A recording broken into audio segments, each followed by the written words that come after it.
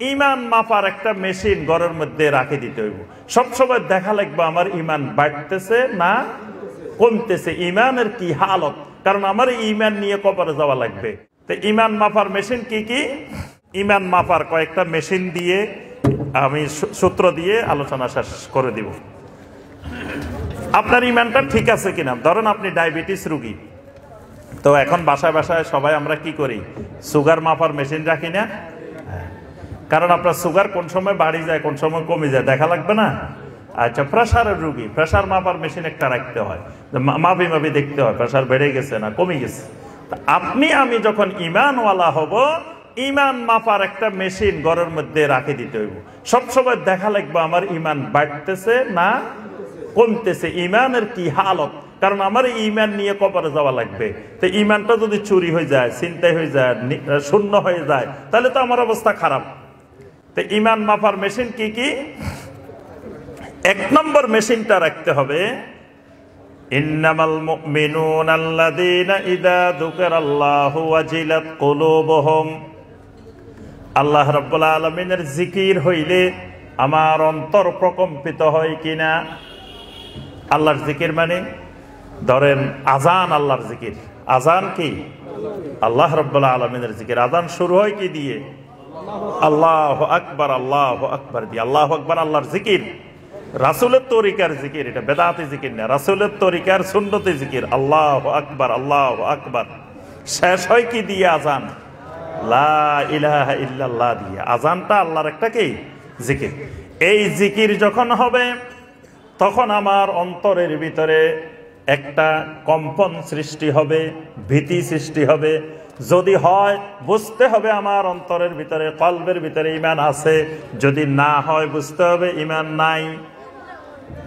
এখন মসজিদে আজান হয়েছে, আমি এখানে বসে বসে সুন্দর মতো চা খাইতেছি, হ্যাঁ, আমার কোনো নড়াচড়া নাই। আজানের আগে যেমন আজানের পরেও একই রকম। এখানে মসজিদে আজান হয়ে গেছে, আমি ঠিক মতো বেচা কেনার কাজে ব্যস্ত আছি, আমার অন্তরে কোনো উপলব্ধি নেই, নড়াচড়া নেই। ফজরের সালাতের আজান হয়ে গেছে, আমার অন্তরে কোনো নড়াচড়া নাই। আমার কম্বল ফেলে দিয়ে, লেপ তোষক ফেলে দিয়ে লাফ মেরে উঠে যেতে হবে, কোনো উপলব্ধি নেই, অন্তরে নড়াচড়া নাই। তার অর্থ হলো আমার অন্তরের ভিতরে ঈমান নাই। এইটা সবসময় পরীক্ষা করতে হবে যে আজান হইলে আমার অন্তরের অবস্থাটা কেমন হয়। দেখবেন যারা নিয়মিত মুসল্লি, এরা আজান হইলে ছটফট ছটফট করতে থাকে, কতক্ষণে সালাতটা আদায় করে নিবে। যখন সালাতের সালাম ফিরায়, সালাতটা শেষ হয়, তার অন্তরের ভিতরে এমন এক আনন্দ অনুভব হয়, যে আনন্দটা পৃথিবীর কোনো মানুষকে সে ভাষায় ব্যক্ত করতে পারবে না। সুবহানাল্লাহ। দেখবেন নামাজি ভাইয়েরা জানে যে সালাতটা যখন শেষ হয় কি এক আনন্দ লাগে মনের ভিতরে, যেটা আপনি ভাষায় দুনিয়ার কাউকে ব্যক্ত করে বুঝাইতে পারবেন না। তাহলে যেই মানুষটা আজান হয়ে গেল, সালাত হয়ে গেল, অন্তরে কোনো নড়াচড়া নাই, বুঝতে হবে তার ঈমানও নাই। ২ নম্বর, ওয়াইযা তুলিয়াত আলাইহিম আয়াতুহু যাদাতহুম ঈমানা।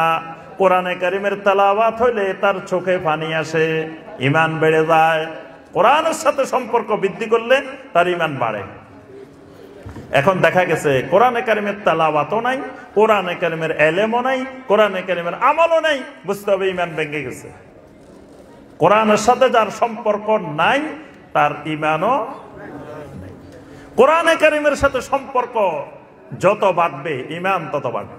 এখন দেখবেন আগে ঘরে ঘরে কোরআন তেলাওয়াত হইতো, এখন ঘরে ঘরে কোরআন তেলাওয়াত বন্ধ। কোরআন তেলাওয়াতের বদলে ঘরে ঘরে কত রকমের মোবাইল ঢুকছে, টেলিভিশন ঢুকছে, ল্যাপটপ ঢুকছে, ঢুকে এখানে এখন গান বাজনা চলতে থাকে, কোরআন তেলাওয়াত চলে না।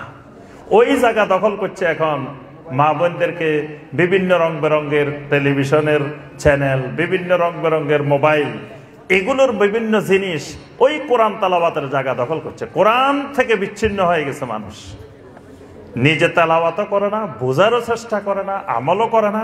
কোরআন বিমুখ জাতি। কোরআন হলো বরকতওয়ালা কিতাব। যেই ঘরে কোরআনের চর্চা যত বেশি, কোরআনের তেলাওয়াত যত বেশি, ওই ঘর হবে তত বেশি মোবারক। আর শয়তান ওই ঘরে থাকবে না। শয়তান ঘরে ঢুকে প্রথমে দলবল নিয়ে আসে, আসার পরে কতক্ষণ বসে রয়েছে দেখে যে এই ঘরের লোকেরা ঘরে ঢুকার সময় আল্লাহর জিকির করে করে ঢুকে। তো তখন শয়তান তার সঙ্গীদেরকে বলে লা মাবিতা লাকুম, কয় না খবর ভালো মনে হইতেছে না, এই ঘরের লোকেরা দেখি আল্লাহ জিকির করে করে ঢুকে, এই ঘরে তো থাকা যাবে না। তো সঙ্গীরা কয় একটু বসেন, দেখি আরো একটু অপেক্ষা করি, এত তাড়াতাড়ি যাইয়েন না। কতক্ষণ পরে দেখে যে এরা খাইতে বসছে, তখনও আল্লাহ জিকির করে, বিসমিল্লাহ বলে খায়।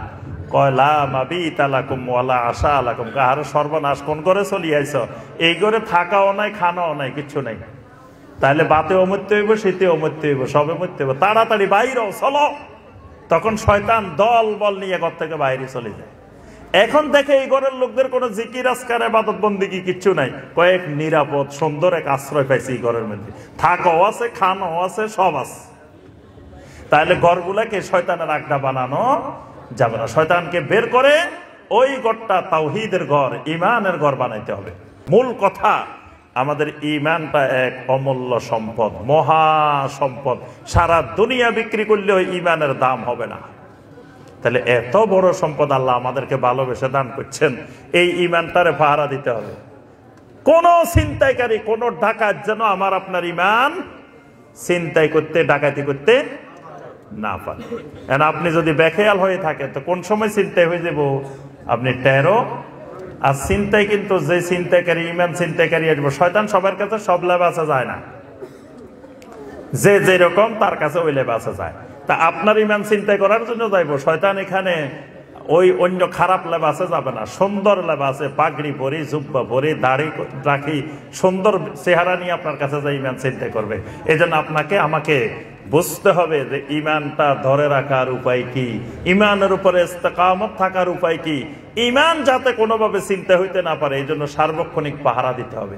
কারণ ঈমান নিয়ে কবরে গেলে জান্নাত, ঈমান ছাড়া কবরে গেলে জান্নাত পাওয়া যাবে না। আল্লাহ রাব্বুল আলামিন আমাদের সবাইকে ঈমান নিয়ে কবরে যাওয়ার তৌফিক দান করুন। আল্লাহ রাব্বুল আলামিন আমাদেরকে ঈমানের উপরে, তাওহীদের উপরে ইস্তেকামত রাখুন।